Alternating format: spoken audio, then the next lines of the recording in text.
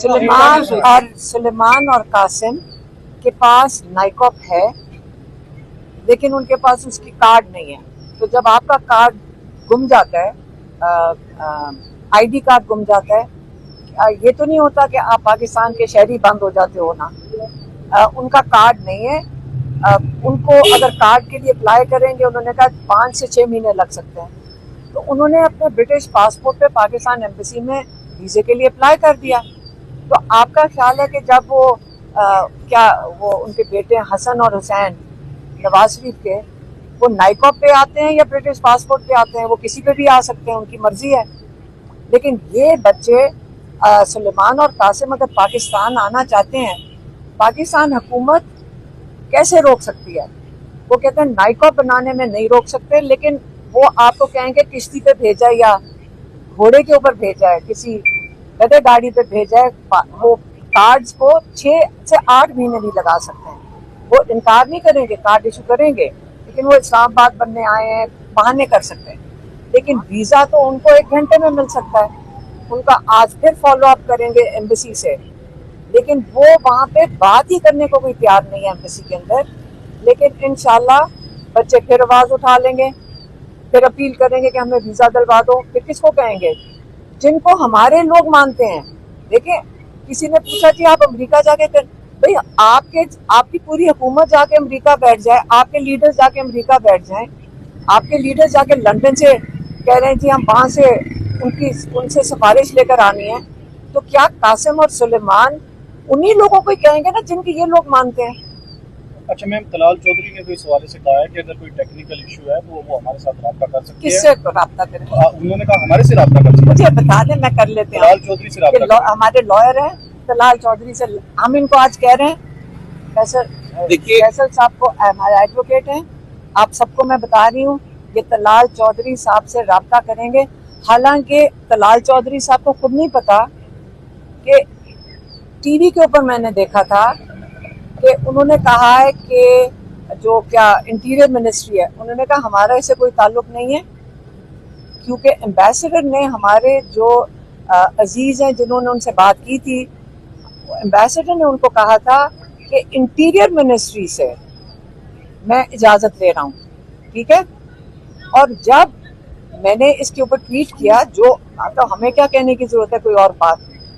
जब मैंने ट्वीट किया तो उसका जवाब टीवी पे मैंने देखा कि इंटीरियर मिनिस्ट्री कह रही है कि हमारा काम नहीं है, ये मिनिस्ट्री ऑफ फॉरेन अफेयर्स का है और एम्बेसडर का काम है वीज़ा देना।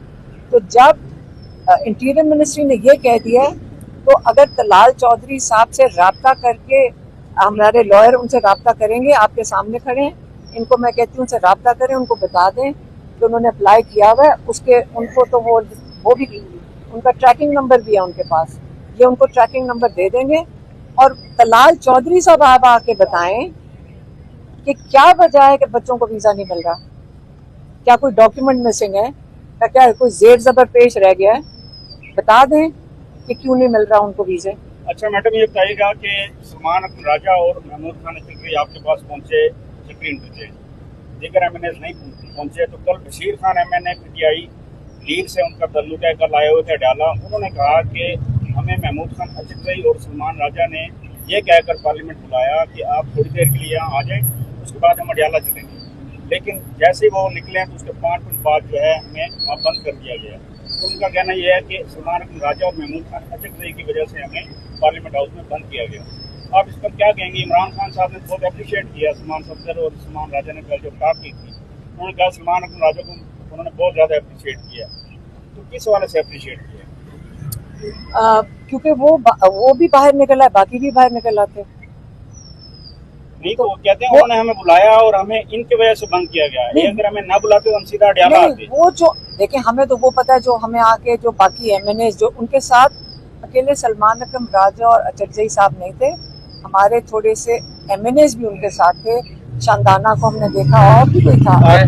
और कौन था? वो एमएनए से जिन पे इल्जाम लगता है कि कंप्रोमाइज्ड हैं। अच्छा मेरी बात सुने, वो एमएनए भी उनके साथ निकल कर आए थे, तो बाकी भी आ जाते। मुझे तो नहीं समझ आई।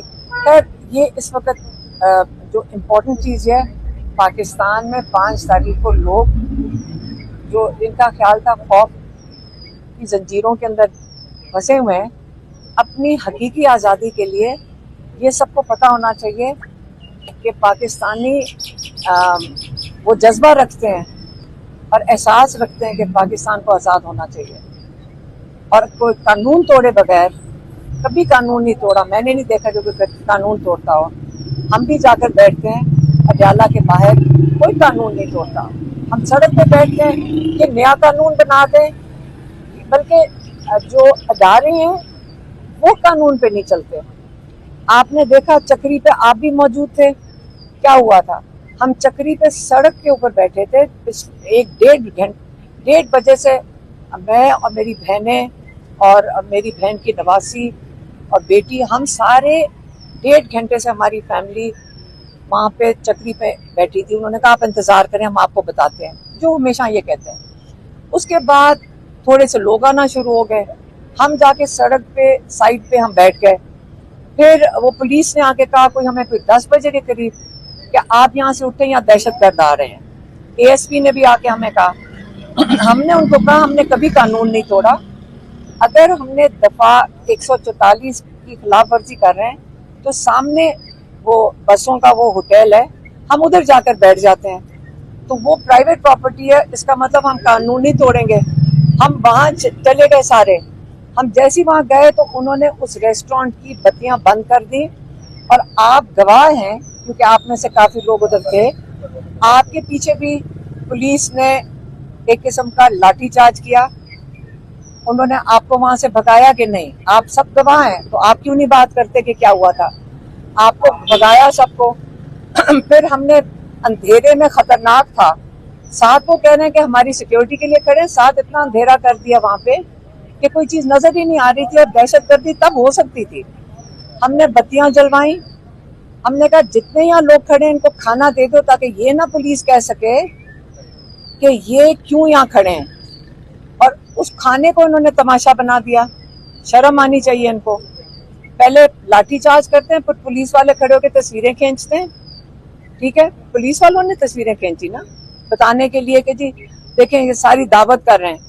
क्या हम क्या भूखे बैठते? सारे जो लोग बेचारे इस दोपहर से वहां हमारे साथ खड़े थे, अगर खाना खाना भी जुर्म बन गया इनके लिए, और वो भी वो हम बस के होटल पे बैठे हुए थे, और इसलिए क्योंकि पुलिस इनको लाठीचार्ज कर रही थी, और आप लोगों के ऊपर भी लाठीचार्ज हुआ था, और आप लोगों भी सुबह से भूखे थे, और आप लोगों ने भी बैठ के खाना खाया था। ये भी बता दें। आप ये रिपोर्ट किया करें सही कि आप भूखे थे दिन से। अगर आपको खाना, हम सबने मिलकर कहा सबको खाना खिलाओ। हमारे ड्राइवर भी थे, बेचारे गरीब भी खड़े थे, सब भूखे खड़े थे सुबह दोपहर से। क्या इतना बड़ा रोजा रखने के बाद नहीं खा सकते थे? ये जुर्म बना दिया। तो इसलिए आपको मैं कह रही हूँ कि हमेशा जब अगर रिपोर्ट को करना, हम तो सीधी बात करने वाले लोग हैं, इससे ज्यादा हम बात नहीं करेंगे और नहीं करने की जरूरत समझते हैं। मैडम ये बताएं कि फैसल साहब कब तक गिरफ्तार करेंगे? मैं फैसल साहब को कहूँगी अभी फोन कर दें उनको, निकल। हाँ, मैं उनका कांटेक्ट नंबर वगैरह हासिल करता हूँ इसे, और जिस तरह आपने इंस्ट्रक्शन दिए उनको एक लेटर भेजें कि आपने जो मीडिया वालों ने पूछा था, उन्होंने कहा आपसे कांटेक्ट करें, ये बच्चों के ट्रैकिंग नंबर्स हैं, आप बताएं कि इनको वीजा क्यों नहीं दिया जा रहा। ये मैंने उनको बता दिया।